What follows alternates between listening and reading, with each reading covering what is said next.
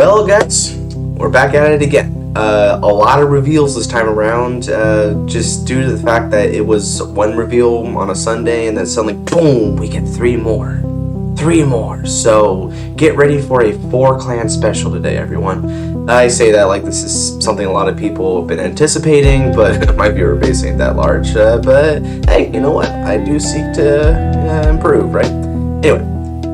Let's start with Spike Brothers. So, for Spike Brothers, we've got their new stride, which is Lawless King Gary Gabarison, or Gary Gabarus. Oh, why just say Gabarison? Jesus, I can't English tonight. So, he's got 2 skills. First one is when your rear guard attacks, that rear guard is going to get 10k, but then it bot decks at the end of the battle. So it's basically like Dudley's, you know? It's like Dudley Emperor, but 10k instead of 5k, so that's pretty cool. Second skill is when it attacks, you Soul Blast 1, and then you search your deck for up to 2 grade 2 or less cards, any cards, right? No name restrictions. You call them to rear and shuffle your deck, and then all of your rear guards get boosted until end of turn. So what do I think about this card? Well, to be quite frank, I love it in a particular sense.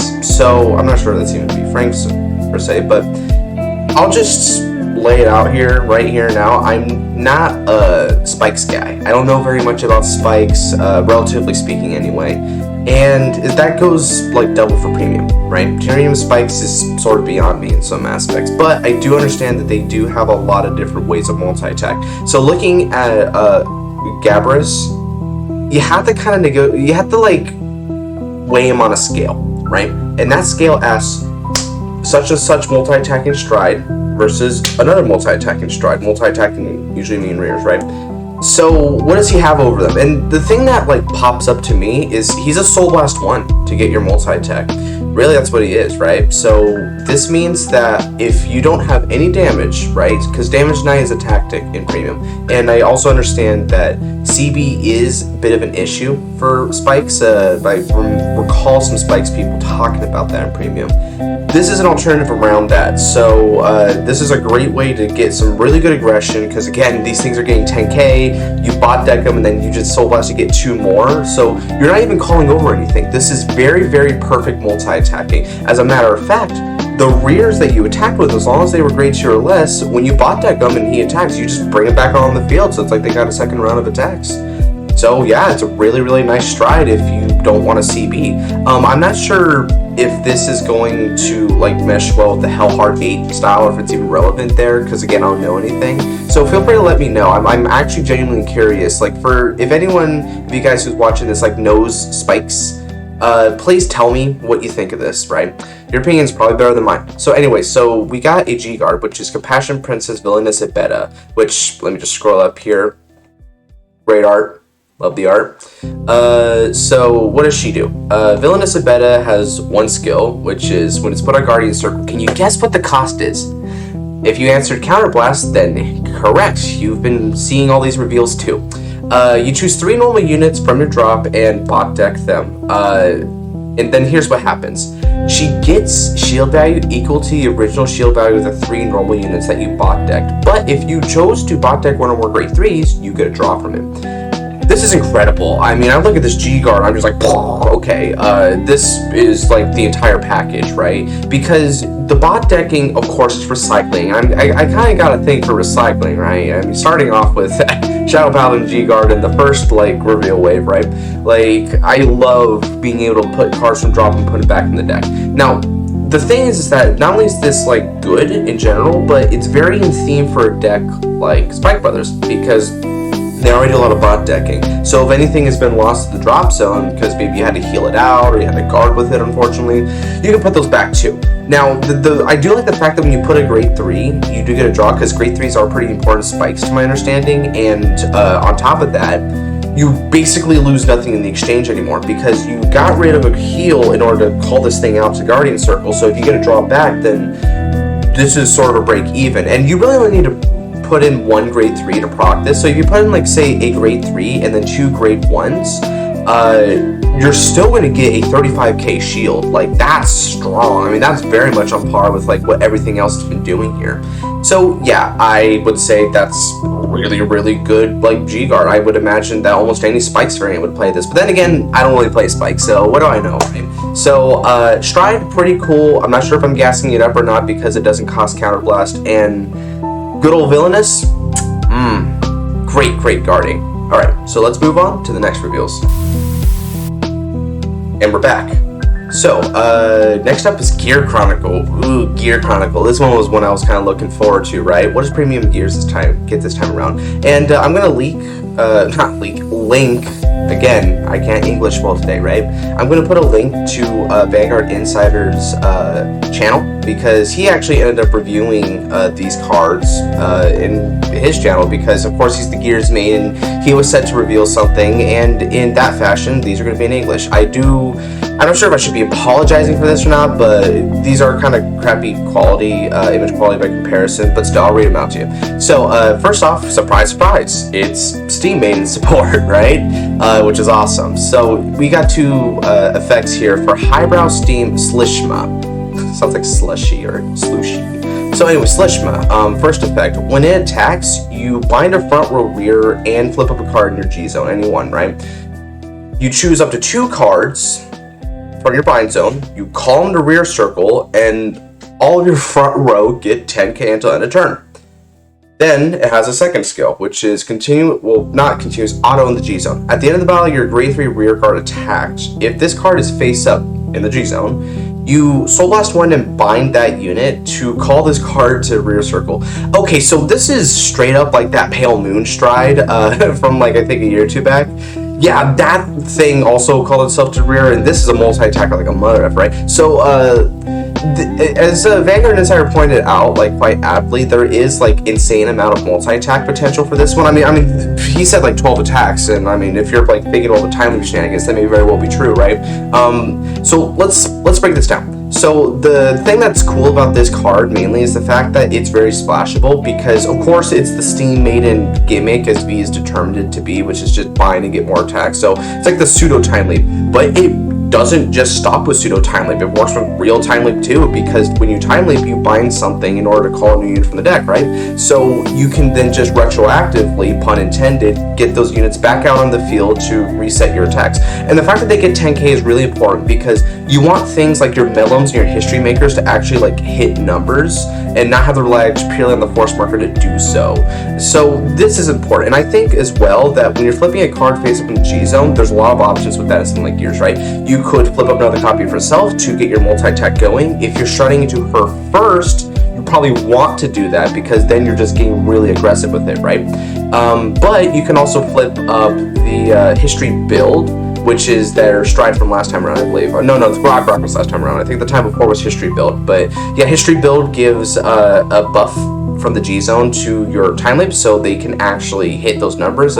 Things like Melon doesn't time leap, but History Maker actually will get a 3k, so that plus this 10k puts them at 22, so you're hitting over magic numbers. That's a good one.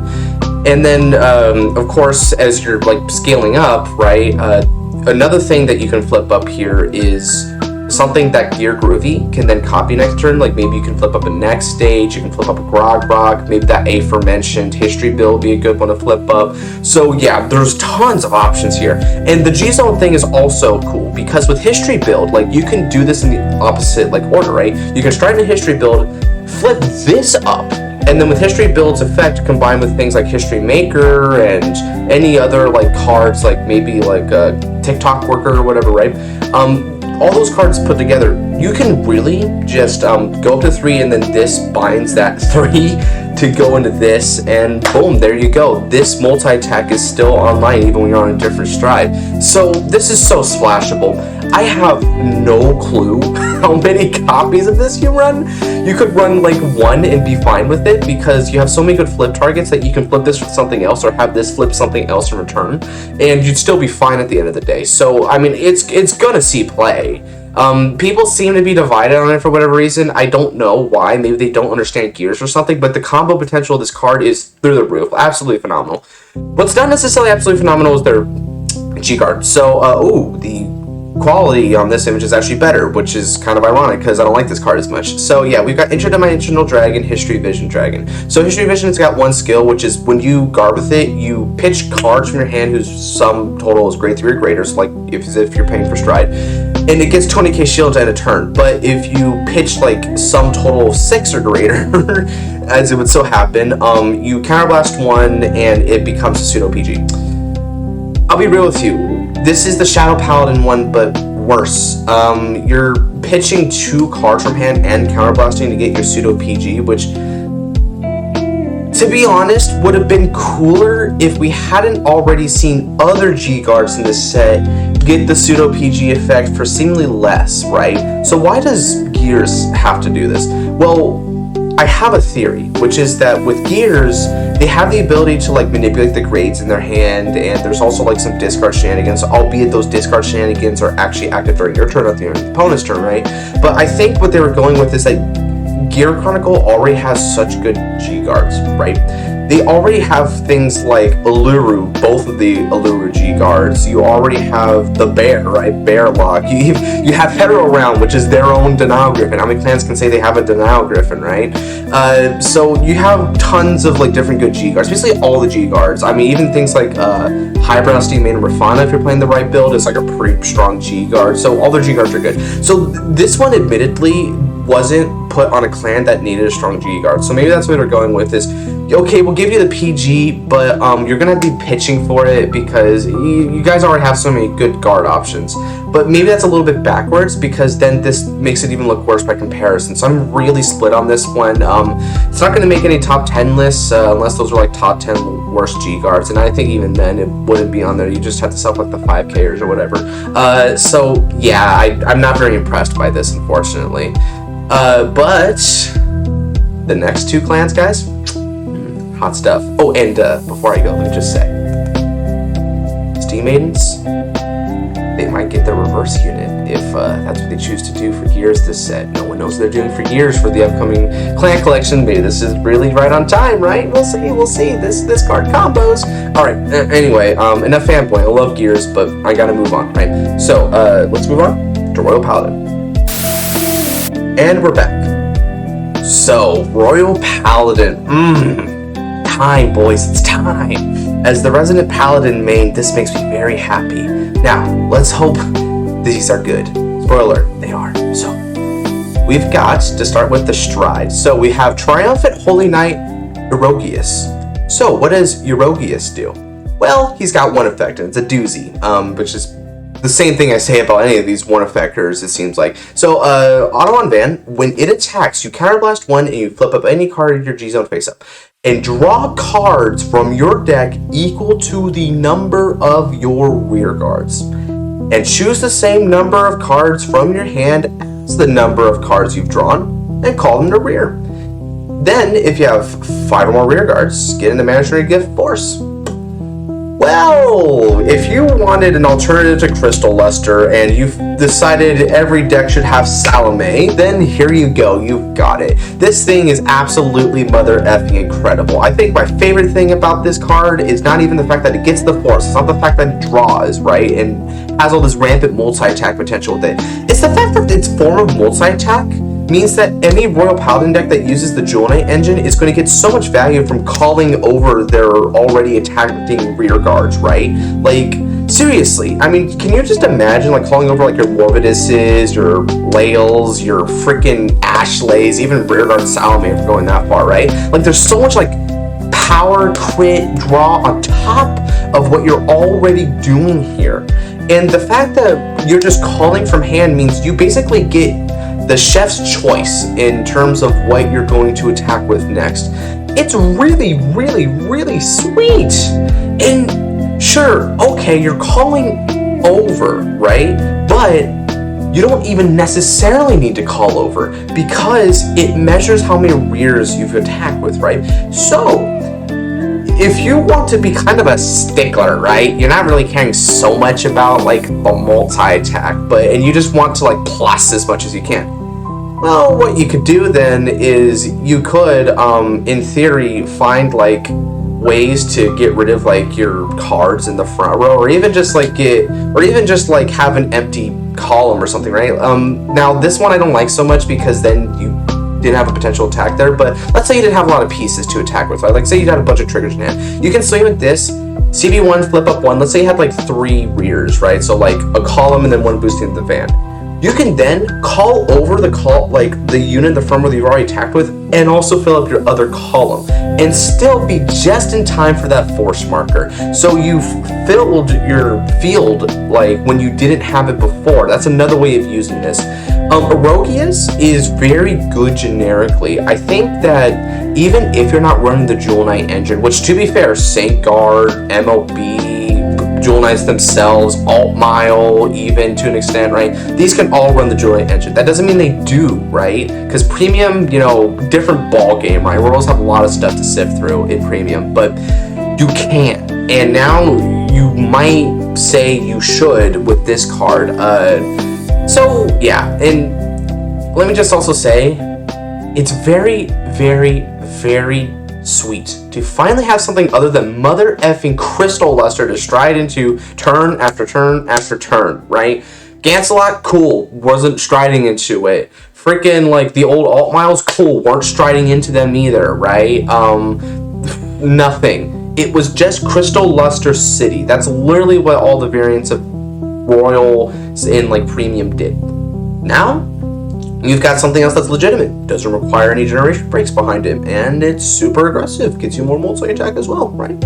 I'd say this is probably a great stride if you don't want to immediately go into Crystal Luster. MLB kind of has benefits of doing a Crystal Luster, and so does Salome, but if you kind of want to set up a bit, this is a great way to set up, and then go for Crystal Luster when you have GB3 active, and the busted effect is online. So, yeah, that's enough about Erogius. Card's like 10 out of 10. I love this card. So, now we've got Holy Staff of Truth Morgos. Morgos is our new G-Guard for Royals. So, what does she do? When she's placed on Guardian Circle, choose one of your grade 2 units, and until end of turn, it gets 10k shield and an auto ability, which is that when it intercepts, you counterblast 1, of course, but also soul blast 1, so okay, more cost to it. And one of your units cannot be hit at the end of the battle. So, this is interesting, right? I mean, right off the bat, it screams V Alt Mile, which is like victory already in my book, especially if you're giving this to a back row interceptor, so they can't just be cheeky and like swing into it mid-battle. This is fantastic, and you basically give Royals a Fallen Dive Eagle. And for those of you who don't know what Fallen Dive did, it was a Shadow Paladin unit that when it intercepted, you were able to like do the pseudo PG. Your unit couldn't be hit. It had some specific conditions to it, though. I believe that it only worked when your opponent's rear guard was attacking your van. But yeah, this one not even restricted by that. Sure, you pay a cost for it in addition, but you don't even need to pay the cost. Just giving the 10k shield is cool, because what you do then is, if something already only demands 15, you guarded it. And then you give 10k shield to something that requires like a bigger attack, right? Or something that requires the pseudo PG if you need. You don't even need it. So the fact that the 10k is costless is supremely important here. And yeah, like it's a cost that can be made fairly simply. I don't see a lot of problems with this. Some people have mentioned that, okay, sure, if you got field wipe or whatever, right, you're playing against Kagero and Arakami or something, then this is like not good. And I agree with that yeah, this isn't good if you're going up against a control deck, but it's not like a good card should have no weaknesses or no ways of playing around them. Like, seriously, like this card being able to give a pseudo like PG, right, that doesn't even have like a discard associated with it, right, that's a powerful effect. So the fact that like your opponent can play around it seems more like fair and balanced card design than a flaw per se, right? So that's my perspective on it. So yeah, Royals eating extremely well, like yum yum yum yum. I think a lot of decks are going to be using these. The heal guard maybe a little bit less so. It can be negotiated, although then again, when their next best heal cards are things like Mascar or whatever, excluding Alt Mile. Alt Mile's got like special strides, right? I mean, not special strides, but like special like G guards. And I think also like there's like an Alfred Blaster one and like little Great Sage Marin. But yeah, for more like cards like, let's see, Saint Guard and Jewel Knights and Seekers, right? You probably can still run this, right? So yeah, even if you don't, you got a new stride right here, and oh boy, Force, draw, multi-attack, potentially proc Jewel Knights, it does it all, Swiss Army knife of a stride, right? Alright, so, great cards. Moving on to the final reviews, Megacolony. And we're back. So, for the final clan of the night, we've got good old Megacolony, good old bugs. I was curious about what they were going to give Megacolony, and in retrospect, it is kind of funny to think that Megacolony recently become semi-meta, especially with the Europe results for Bushiroad Springfest coming out, showing that Megacolony Premium is kind of nutty with the order and whatnot. So, yeah, I guess I'm going to keep that in mind when reviewing these, but yeah, let's just look at it. So, I was excited for Megacolony anyway, because I feel like they don't get enough love, but maybe that's just my personal opinion. So, Poisonous Evil Mutant, not going to pronounce that, Tethered. Aside from the impronounceable word, which probably sounds cool, this is a pretty sweet name. I like this name. So, it's a stride. It's got one effect, and it's an act from the Van Circle or the G-Zone. Spicy. If this unit's on Vanguard Circle, you can pay this cost with turn a card from your G-Zone face up. If this card is face up, counterblast one and put one of your rear guards into your soul. Choose one of your opponent's stand rear guards and retire it. If you retire a unit, you draw a card and countercharge, but if you didn't retire a unit, you choose one of your opponent's vanguards and they get minus 10k to end a turn.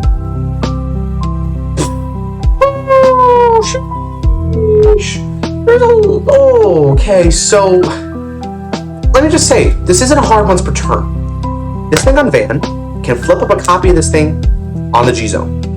So that you pay the cost with the flip up in the G-Zone, you minus 10k them, they don't got anything standing, which I can understand why they wouldn't have any standing rear guards. They probably swung and boosted with them as like anyone does, right? And even if they had standing rear guards, they have like paralyzers who can do stuff about that, right?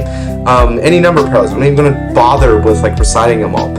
So yeah, you're admittedly probably not going to do the draw and counter charge unless you're trying to be annoying. So the minus 10k until the end of the turn it's stupid good for a deck like Megacolony, which outside of things like the whole like Zoa into Antlion kind of like shenanigans, right? They don't have like big numbers usually. So this is taking the Zeal DP route with it, right? Just minus them down so all of your attacks, ergo become more devastating and require more shield. But the fact that this is once per turn means that after you do it on the Van and you didn't even have to pay a counterblast, you can then counterblast one and suck up another rear guards in order to do it again and minus 20k them.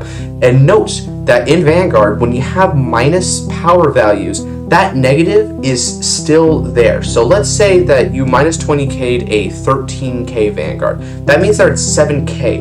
And that applies for when they're shielding. Yeah. This is nuts.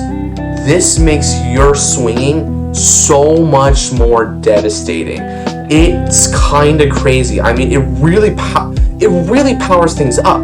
Now, the thing that I think kind of here's the thing: if that was all it was, right? Like if you just committed to this and then you got like the power down, like okay, cool, but then you don't have like a lot of stun effects outside of things like Gridora or whatever, maybe even like Darkface. But no, strike Gridora. Flips this up, and then you use this effect from the G-Zone. Yeah, you counterblast, but you still get the minus 10k, and then Strike Gridora has its stun online. You see where we're going with this? You still have the main sort of like feel floodgate type effect, and this on top of it. Yeah, that's Megacolony got something really good here. I'm not sure how many you play of it. The fact that it has an effect on the G-Zone is very much the Steam Maiden card, and that you could stand to only run one of it, because that's just an act from the G-Zone every turn. It's pumping, it's doing its job turn after turn after turn after turn. And you've got like a billion countercharges for Megacolony anyway, so you can afford this counterblast easy peasy lemon squeezy. So yeah, like you can run 2 if you wanted or more, if you were like wanting to have this as a Vanguard as well to like bump them down. Maybe it's cool as a first stride, but then again, in terms of first stride, you could just do Overwhelm instead and get farm up a hand, or maybe even just go straight into one of your floodgates if you're worried about like getting spammed down, right? So there's a lot you can do with it. But regardless, whether it's 1 copy or 4, this is something that is devastating to the point where people playing premium have to watch out for this when playing against Megacolony. They need to understand that this is going to be a thing now, because otherwise the power line is going to be way more than they expected, I think. So, moving on to the final card of the night, we've got the G-Guard for Megacolony, and that is Mutant Crew Webble. So, Webble, what does he do? When he's placed on Guardian Circle, costs Soul Blast 1, not Counter Blast. Woo. You Soul Blast 1 and he gets a 30k shield until the end of that battle. That's not the end of it. Your opponent chooses any number of their rear guards and rest them. This unit gets minus 10k shield for until the end of the battle for each unit rests.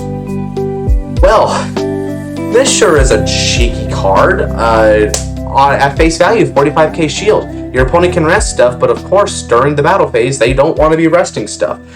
This one is a little bit more interactive and in like kind of the debatable sphere, because they could, like, in theory, rest some back row cards and still have their front row be able to hit. It just reduces their power. But if you do that, then yeah, you're still kind of reducing power, which then makes other guards easier, and then they cut down the shield. But if they really want to cut down the shield like a lot, they're going to rest a lot of rear guards, so they're not going to do that. So I think when using Webble, your best strategy here is to guard against something where 20k shield probably would have done the job anyway, right? So if 35 shield total, because it's a 15 base, right? If 35k shield total would have done it anyway, this is a good one for that. And, you know, Megacolony doesn't have, like, some super big nutty power in terms of, like, their stride shield values, so, yeah, this is, or G-Guard shield values. So, yeah, this is really good for them, I think. And it is a Soul Blast, which there are ways to recruit, like, Soul fairly simply. I mean, heck, Tethered, right, puts cards from your field to the Soul, so that in of itself synergizes quite nicely. So, yeah, this is a very, very fair G-Guard. Very much like a couple of the other G-Guards in Megacolony, it is very dependent on how, like, your opponent has done their battle, right? How they set up their field and whatnot, but it's still very, very, like, easy to work around, I think, as you, the player, playing this. So, it's a good card all around. And with that, that's going to be all the reveals today. I know, this was a doozy of the video. We got 4, like, clans getting their support right now, and it seems like we're not even stopping there. I wonder how many we're going to get tomorrow. Maybe 1, maybe 2. We'll have to wait and see, right? And, yeah, thank you for watching the video here. If there's anything that I failed to mention about these cards, maybe something that was just completely on my radar, perhaps I made a wrong assessment about a couple of these cards, gassing them up too much, maybe I'm not liking them enough as I should, please do let me know down in the comments below. I genuinely want to hear more about that. I'm not a master of all these clans, right, but I would like to know as much as I can, right, especially when it comes to premium, which isn't necessarily like my biggest format. I play premium a fair bit, but you know, it's not like my expertise, so to speak. So yeah, I digress. Thank you very much for watching. Take care. God bless.